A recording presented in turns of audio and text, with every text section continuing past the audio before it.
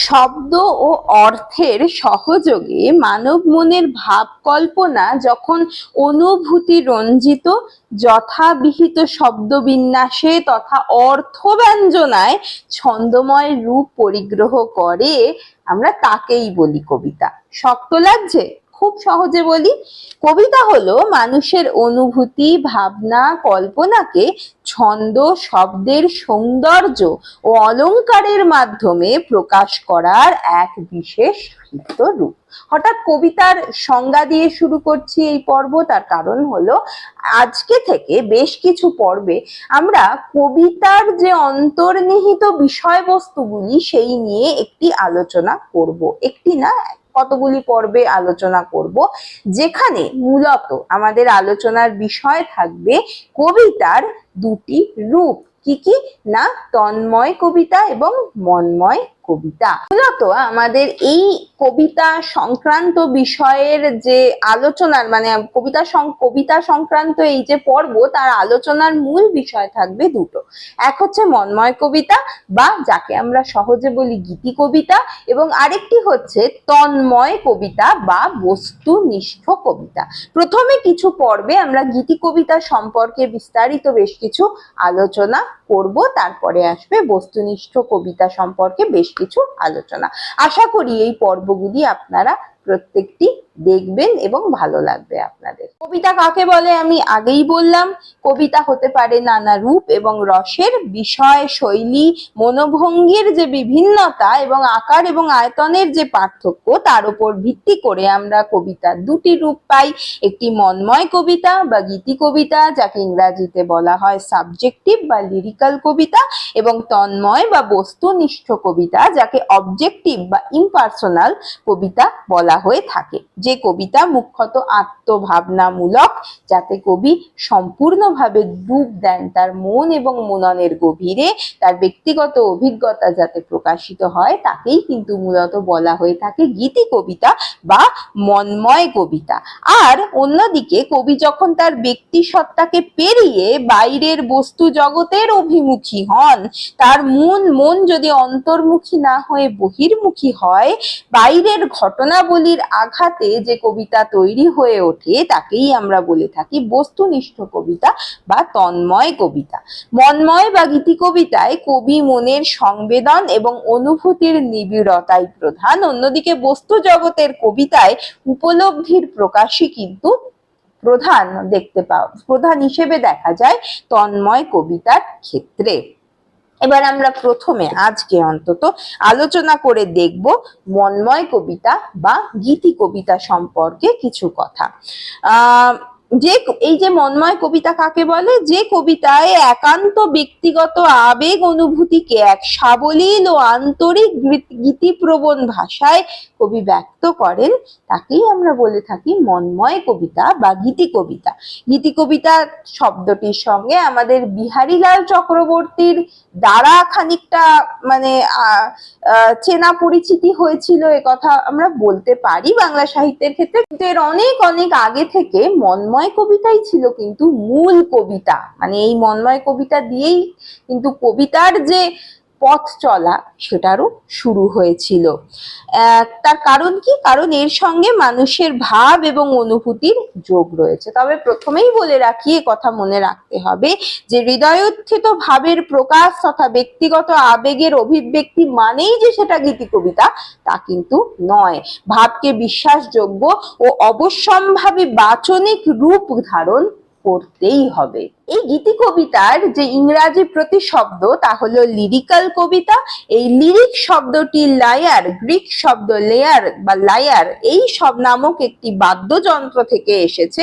প্রাচীন গ্রীসে এই যন্ত্রের সঙ্গতে যে কবিতা গাওয়া হতো, সেগুলিকেই লিরিক বলা হয়। পরবর্তীকালে যেসব কবিতায় সঙ্গীত ধর্মিতা ও ব্যক্তিগত আবেগের প্রকাশ দেখা যায়, সেগুলিকেই মূলত গীতি কবিতা বলা হয়ে থাকে। গীতি কবিতার বৈশিষ্ট্য কি? ব্যক্তিগত অনুভূতির প্রকাশ। গীতি কবিতায় কবির ব্যক্তিগত মনের ভাব, আবেগ, অভিজ্ঞতা সরাসরি প্রকাশ ঘটে। সংক্ষিপ্ততা। এই ধরনের কবিতায় সাধারণত কবিতাগুলি আকারে সাধারণত ছোট হয়, নির্দিষ্ট অনুভূতি বা মুহূর্তের অভিজ্ঞতা প্রকাশ পায়। সঙ্গীত ধর্মিতা, ছন্দ, ধ্বনি, শব্দ চয়ন, অলঙ্কারের মাধ্যমে গীতিকবিতার দ্বারা একটি সুরেলা ভাবের সৃষ্টি হয়। আবেগ প্রবণতা বা আবেগ প্রধানতা, গীতিকবিতার কাহিনী বা বর্ণনা অপেক্ষাকৃত আবেগ এবং অনুভূতির প্রকাশ তাতে বেশি লক্ষ্য করা যায়। কল্পনা ও অলঙ্কারের ব্যবহার, কবির অনুভূতির প্রকাশে রূপক, প্রতীক, উপমা ইত্যাদির বিষয় ইত্যাদির ব্যবহার খুব বেশি দেখতে পাওয়া যায় গীতিকবিতার ক্ষেত্রে। গীতিকবিতার মূলত বৈশিষ্ট্য হিসেবে আমরা এগুলিকেই ধরতে পারি। এবার এই গীতিকবিতারও আবার বেশ কিছু প্রকারভেদ আছে। যেমন প্রথমত আমি এই প্রত্যেকটির মধ্যে কয়েকটি বেছে নিয়ে নিশ্চয়ই আলাদা আলাদা ভিডিও আনবো, কারণ এগুলি প্রত্যেকটি খুব গুরুত্বপূর্ণ। এখানে খুব সংক্ষেপে আমি প্রথমে বলে দিই। প্রথমত বলা যেতে পারে ওড, উচ্চমার্গীয় ভাব ও গম্ভীর ভঙ্গিতে কোনো ব্যক্তি, বস্তু বা ভাবকে উদ্দেশ্য করে যে কবিতা লেখে সেগুলি হচ্ছে ওড জাতীয় গীতিকবিতা।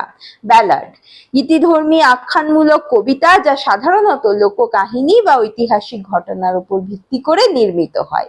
এলিজি, শোক, বেদনা বা মৃত্যু বিষয়ক অনুভূতি প্রকাশকারী কবিতা। সনেট, পংক্তির একটি নির্দিষ্ট কাঠামোর মতো কবিতা যেখানে ভাবের সংহতি ও সৌন্দর্য বিশেষভাবে লক্ষ্য করা যায়। এছাড়া রয়েছে একলগ বা প্যাস্টোরিয়াল কবিতা যেখানে গ্রাম্য জীবন, প্রকৃতি, রাখালি জীবনের সৌন্দর্যকে ফুটিয়ে তোলা হয়। এবং শেষ হলো হাইকু, জাপানের সংক্ষিপ্ত কবিতা, সাধারণত 17 মাত্রার 3টি পংক্তিতে প্রকৃতির মুহূর্ত বা অনুভূতি প্রকাশ করা হয়। এছাড়াও গীতিকবিতাকে বিষয়ানুক্রমিক ভাবে আবার কয়েকটি শ্রেণীতে বিন্যস্ত করা যায়, যেমন প্রেমমূলক, দেশপ্রেম বিষয়ক, প্রকৃতি প্রেম বিষয়ক, গার্হস্থ্য জীবন বিষয়ক, ভক্তিমূলক, বিষাদমূলক এবং তত্ত্বাশ্রয়ী। দান্তে, পেট্রাক, স্পেন্সার, শেক্সপিয়ার থেকে সবার ক্ষেত্রেই আমরা দেখতে পাই যে প্রেমই সাধারণত গীতিকবিতার প্রাথমিক বিষয়বস্তু হয়ে দাঁড়িয়েছিল। আমাদের বাংলা সাহিত্যে বৈষ্ণব পদাবলীর প্রেমের আধ্যাত্ম ব্যঞ্জনা, কবিগানের প্রেমের স্থূল ইতর প্রকাশ, আর আধুনিক বাংলা গীতিকবিতায় রূপবিহ্বলতা এবং রহস্যময়তা সব মিলে গীতিকবিতায় যে প্রেম বিষয়ক কবিতার যে একটা কবিতা যে একটা বিশাল জায়গা করে নিয়ে বহুকাল ধরে আছে আমরা তা বুঝতে পারি। এছাড়াও গার্হস্থ্য, সহজ সরল জীবন ধারণ, এই পুরো বিষয়টাকে নিয়ে যে জাতীয় গীতিকবিতা লেখা হয় তাকে গার্হস্থ্য বিষয়ক গীতিকবিতা বলা হয়ে থাকে। যেমন উদাহরণে বলা যেতে পারে শেলির one word is too often profaned কবিতাটি প্রেমমূলক গীতিকবিতার বৈচিত্র্য ও ভাবানুভূতির বিস্তার সম্পর্কে এটি আমাদের আশ্বস্ত করে।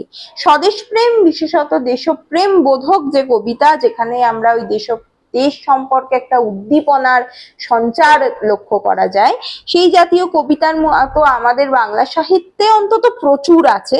যেমন মধুসূদনের বঙ্গভূমির প্রতি, রঙ্গলাল বন্দ্যোপাধ্যায়ের স্বাধীনতা সঙ্গীত, বঙ্কিমচন্দ্রের বন্দে মাতরম ইত্যাদি বহু কবিতা, রবীন্দ্রনাথেরও বহু কবিতা। এই বিষয়ক কবিতাগুলিকে মূলত স্বদেশ প্রেমমূলক গীতিকবিতা বলা যেতে পারে। নিসর্গ, প্রকৃতি, রূপ, রস, গন্ধ এগুলিকে কবিরা নিজের মননের মধ্যে গ্রহণ করে তাকে যে সুন্দরভাবে যখন ব্যক্ত করেন, প্রকৃতি যখন প্রকাশিত হয় ওইভাবে, তাকেই আমরা প্রকৃতি বিষয়ক গীতিকবিতা বলি। ইংরাজি সাহিত্যের প্রচুর প্রচুর উদাহরণ রয়েছে। শেলির টু দ্য স্কাইলার্ক কিংবা ode to the west wind, ওয়ার্ডসওয়ার্থের প্রচুর কবিতা, যার মধ্যে লুসি খুব গুরুত্বপূর্ণ একটি কবিতা, কিটসের ode to a nightingale, ode to the autumn, Biharilal চক্রবর্তীর বহু কবিতা, রবীন্দ্রনাথের তো বর্ষামঙ্গল থেকে আরম্ভ করে বহু বহু কবিতা রয়েছে, বসুন্ধরা রয়েছে, এইরকম প্রচুর কবিতা, জীবনানন্দ দাশের কবিতা, এগুলির মধ্যে আমরা প্রকৃতি প্রেমকে গীতিকবিতার ধার যে আবহ তার মধ্যে দিয়ে লক্ষ্য করতে পারি।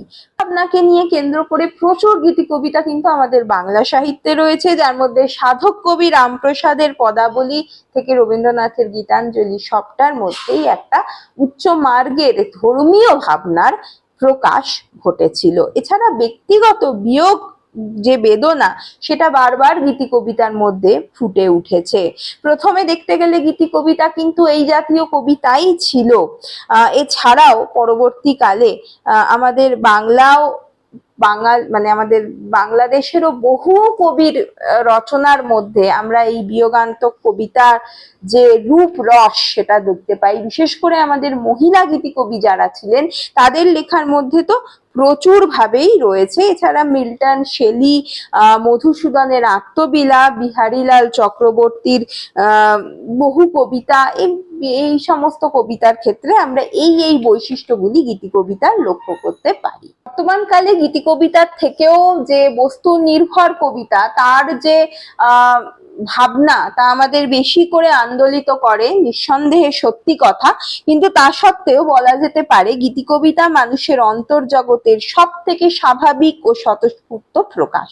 মানুষের আনন্দ, বেদনা, প্রেম, বিরহ, আশা, হতাশার গভীর অনুভূতি গীতি কবিতার মাধ্যমে অত্যন্ত সুন্দরভাবে প্রকাশিত হয়। এই জন্য সাহিত্য জগতে গীতি কবিতা এক বিশেষ মর্যাদা লাভ করেছে। খুব সংক্ষেপে আমি কেবলমাত্র গীতি কবিতার পর্ব আজকে শেষ করলাম। পরবর্তী পর্বে একটু একটু করে আমরা আরো অনেকগুলি আলোচনা করব। বিশেষ করে গীতি কবিতার যে ভাগ রয়েছে, অর্থাৎ ওড, এমনকি ওড, সনেট, ব্যালাড, এই বিষয়গুলি সম্পর্কে আলাদা আলাদা পর্ব নিশ্চয়ই আমি রাখবো আমার চ্যানেলে। সেই জন্য চ্যানেলটিকে সাবস্ক্রাইব করতে ভুলবেন না এবং ভালো লাগলে এই ভিডিওটি লাইক করে যাবেন। আজ তবে এই পর্যন্তই, ধন্যবাদ।